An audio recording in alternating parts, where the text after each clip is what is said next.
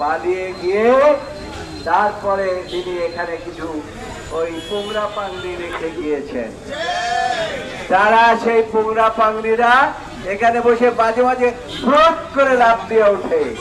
আপনি দেখেছেন যে ওই যে চড়ুই পাখি আছে না, চড়ুই পাখি কিন্তু মাঝে মাঝে ফ্রট করে লাফ দিয়ে ওঠে।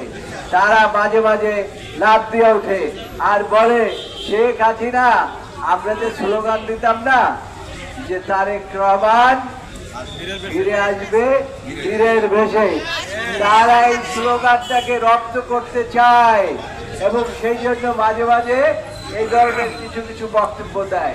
আর করে কি, আদালতে গিয়ে ওই যে তাদের যে দোষর যারা ধরা পড়ে তাদেরকে ছিনিয়ে নেওয়ার জন্য একটা অবস্থার সৃষ্টি করে আমাদের আইনজীবীদের মধ্যে তাদের না বলে যে